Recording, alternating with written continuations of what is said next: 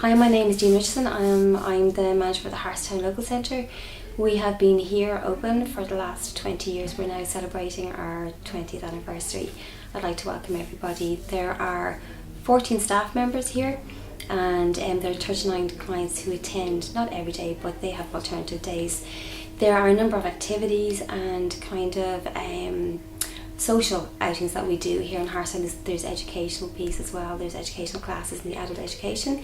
We also have a very strong key working system here where we have people who are supported just to get their aims and their goals in what direction they're going in their lives, and this is our new direction.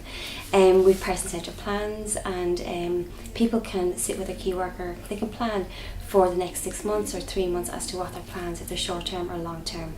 We also support families and communities in kind of educating people about disabilities, and we're hooked in also with Blanchetown Independent Living. Basically, I started here roughly around 1998 when the place originally opened. It started off quite small, and it's just developed into a much more progressive, and it was always a very friendly place to come into, and there was always great fun and enjoyment of all the stuff that we did. But the members, I feel, are more encouraged to do the activities now than they were in the beginning. Like when I first started here nearly 20 years ago, members were asked if they wanted to do the activities, and if they didn't want to do the activities, they were just left there. You know, they weren't really encouraged to. There wasn't the positivity that there is in the centre now, like, you know, and it's just a much more encouraging as far as all the participating in all the activities that we do here, like, you know, and it's a much more enjoyable place to come now on a Wednesday than it was when I originally came. A lot of things have changed over the years. I'm able to do things myself what I couldn't do before.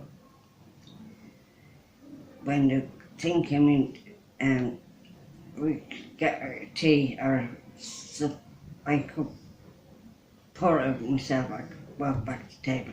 But before that, the carers done it for me. You know, I do exercise. It really has changed, Jane, really. No, I just want to say that this centre is absolutely a lifesaver for me. I absolutely love it. I come up here and we get together just socially, and we go out on trips. I used to do drama. That was absolutely brilliant. We've done flower arranging, we've done jewellery making. There's also people that go out, I myself haven't, but there's people that go out now for classes, to do computers and stuff. The key worker is someone who works closely with the adults we support. That person is the primary person to help them coordinate all their range of personal supports.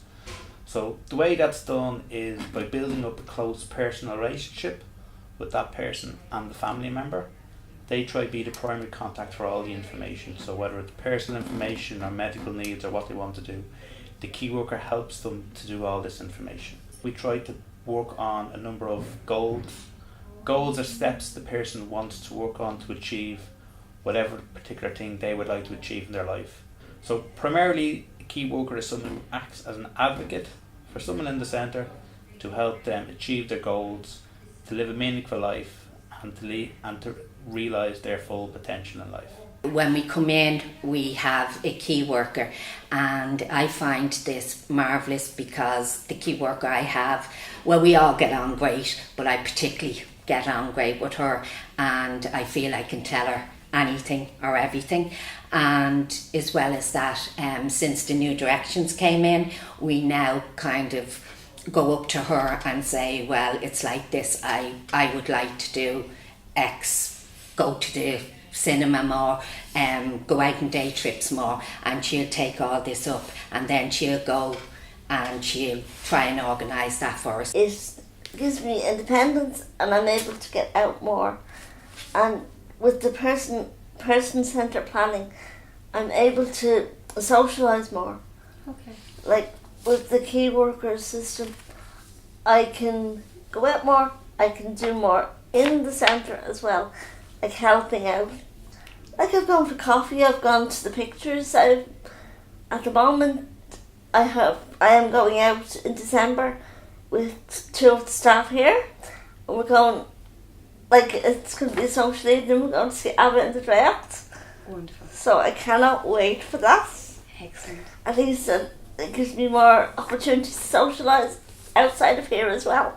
I felt I would like to improve my math skills,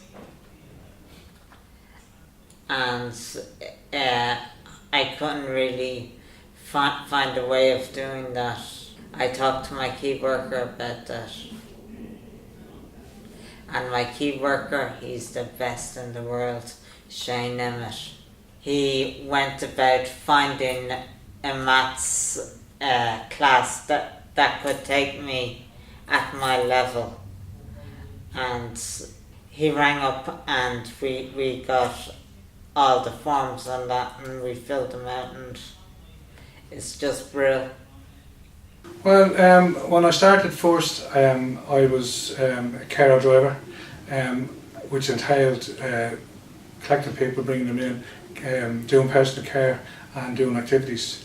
But over the past few years, since the new direction came in, things have taken a major upward turn. The key worker system has become a major issue compared to what it used to be. Being personal with families is a big deal now. It always was a big deal, but it's more so now to do with the key worker system. There's major changes, especially I think over the past 4 years.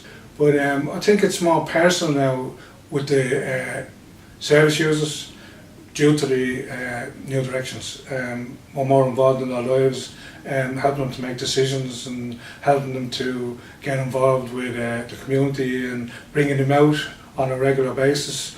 We're out with them practically every day, especially since the new manager came in. And and they all seem to be much happier about that as well. The travel training, how has that opened up things for you? Oh, it's given me more confidence to go out. Like, eventually I will be going out on my own. So at the moment, it's a little bit of a slow progress, but I am getting there, slowly but surely, and I'm enjoying every single moment of it. I mean, I can get out more. I like going out for coffee. Meeting new people, and I love my coffee. We walked down to the bus stop and waited for the 39 bus, and we went down to Blanchetown on that. It opened up a new avenue of life to me, because I always thought, I'll never be able to go on the bus, you know, and it was always really hard for me to realise that before, but since I've been going, it's like, every time.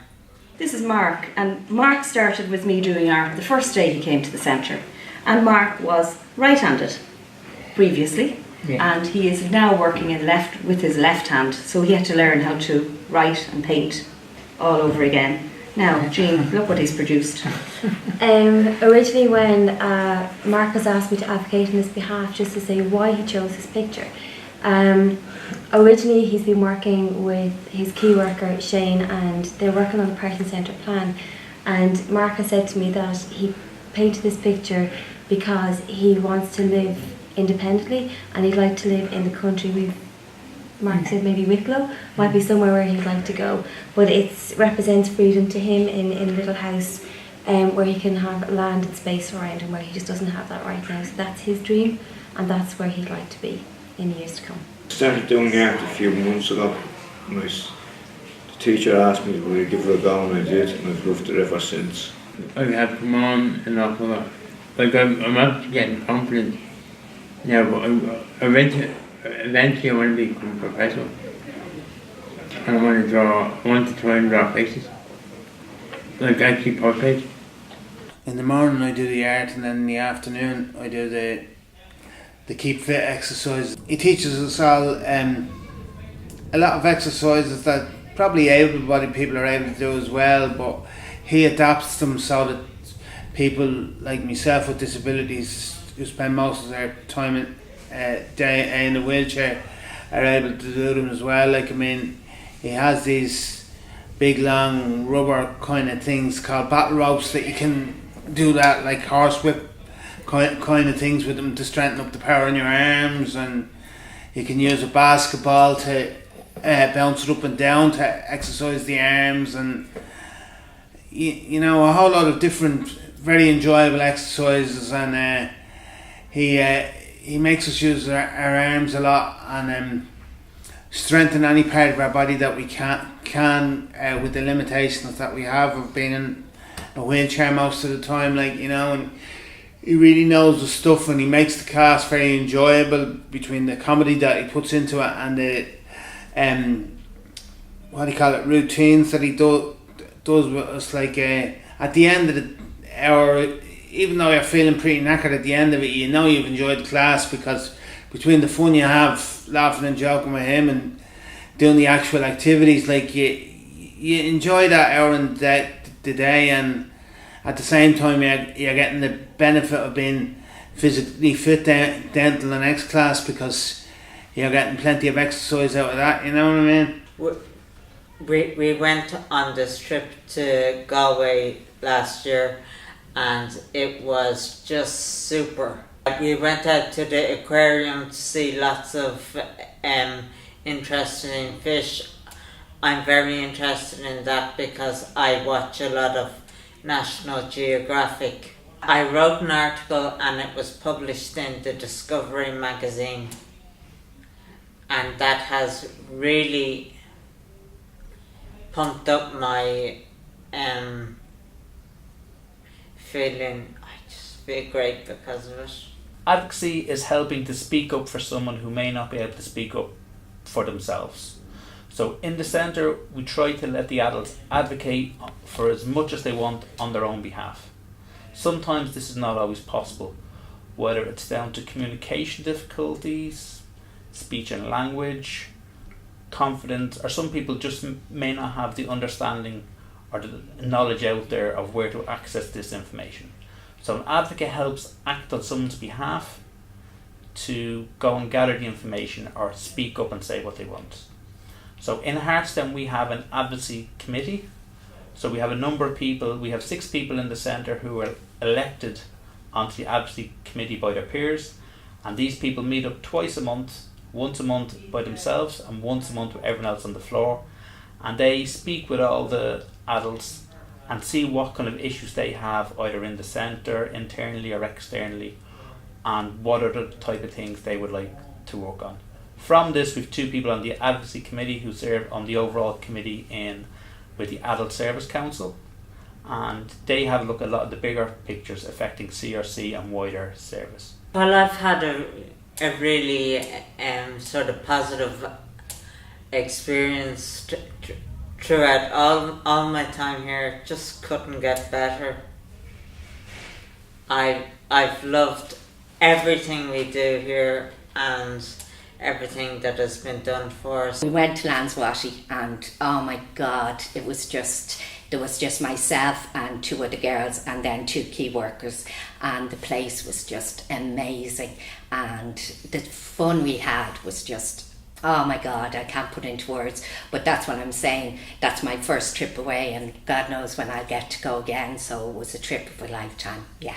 Yous could support me doing that, because otherwise with the wheelchair and everything else, it is very, very hard to get things, and just to be able to go over there and be supported and be able to do stuff was, yeah, just amazing. I just wanted to know what your experience is so far since you've become manager here. Wow, great question. It's been amazing. I work with an amazing team. There are 14 people on our team, and I suppose when I came in I had my own ideas, and I had to be very respectful of other people's, what all the good work had been done before, but I was fresh in and I was hoping to implement quite a lot of stuff that I was really interested in, and SSDL and new directions and person-centred and getting people out of the community and people really kind of engaging in their lives in a really meaningful way. And that there's times that we have to support people through difficult times as well, and that we need to be there as a good key working system that would be in place to support people. So the team, there was a lot of stuff that was already really good practice here, but when I started to introduce some changes, and change can be difficult for people, as we know, like we've experienced it here, but the team really embraced it, and they have really come on board so well, and they really function as a fantastic team now. But that kind of, it really kind of goes into the practice of how we do things with people, the adults who come to our service, because they're the number one. Yeah. You know, what do you want to do, Karen? Like, we will ask you that question. We'll ask you that question in a meaningful way: is how can we move you forward to be the person that you want to be? Yeah. And new experiences, new life experiences, so that you can make informed decisions about what you really want. Yeah. So I've seen people who wouldn't necessarily have engaged as well in what we're doing here now really coming with a lot of confidence. I see the team with a lot of confidence. I've gained a lot of confidence, I've gained a lot of experience, because my background would have been a little bit different, but a lot of the same skills, but I've learned to really engage with the people here in a very meaningful way, and I've been embraced as well, so that's been really nice for me. And a lot of change, a lot of good changes. Yeah. So we're doing things differently. We're doing things a little bit more out in the community, and our structures for key working, I think, is quite good, and we support people in a more real way. New directions. It's like a breath of fresh air. When you wake up in the morning, you feel inspired, motivated, confident, and a new self-image, and a new approach to a brighter future. It's working together we can create an enhanced world.